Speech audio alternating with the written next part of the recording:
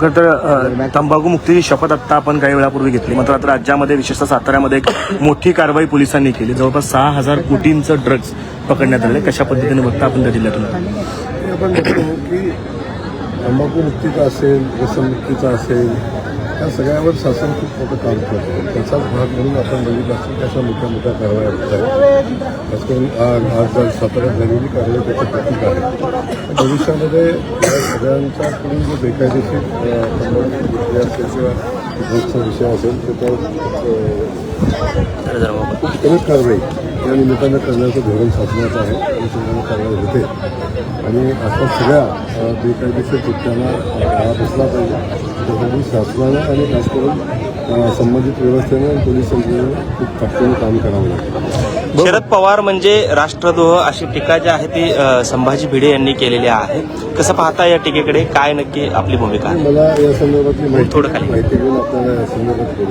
हो, जी ड्रग्सची कारवाई झाली त्यानंतर सुषमा अंधारेंना त्याच्यामध्ये राजकीय षडयंत्र वाटते. त्यांना असं वाटतं की मुंबईचा महापौर हा भाजपचा झाला पाहिजे आणि शिंदे सेनेचा होऊ नये, यासाठी निवडणुकांच्या पूर्वी महापौर निवडण्याच्या पूर्वी ही कारवाई केली गेली. अंधारेला सगळा अंधार समोर दिसत असल्यामुळे अंधारात काय चाललंय ते समजत नाही. आता प्रक्रिया लोकांच्या भावना समजून घेतल्या पाहिजे.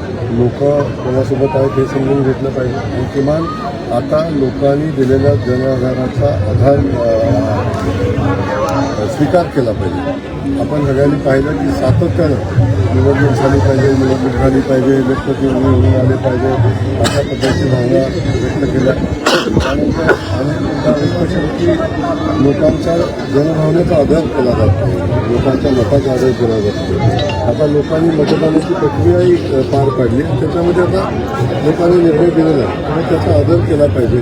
जर सुषमाताई लोकशाही मानत असतील, भारतीय राज्यघटना डॉक्टर बाबासाहेब आंबेडकरांची मानत असतील तर त्या या सगळ्या घटना स्वीकारतील, निकाल स्वीकारतील आणि आता जी परिस्थिती मुंबईसमोर आणि राज्यातल्या सगळ्या शहरांच्या समोर आणि राज्यासमोर आलेली आहे ती सगळी स्वीकारतील. सुषमा अंधारे असं म्हणताय विमानसेवा पुन्हा एकदा सोलापूरात चर्चा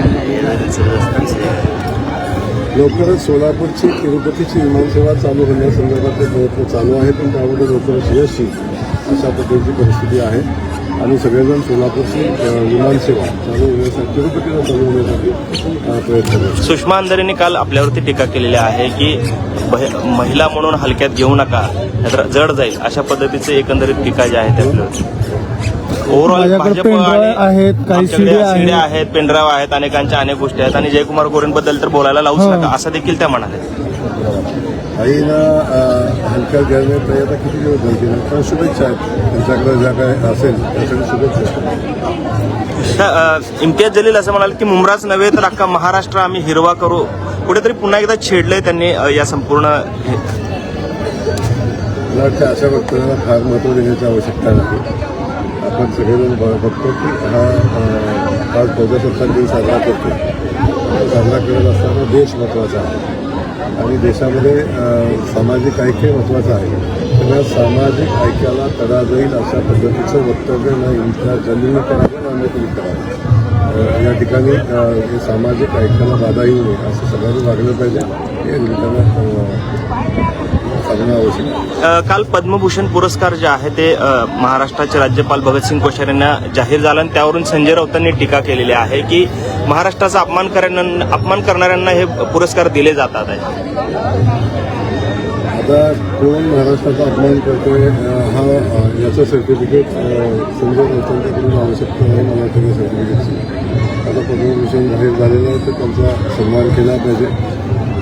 प्रत्येक गोष्टीत राजकारण चांगलं पाहिजे, प्रत्येक गोष्टी टीकाच केली पाहिजे असं मला वाटत नाही. पण त्यांनी त्याचं स्वागत करायला हवं.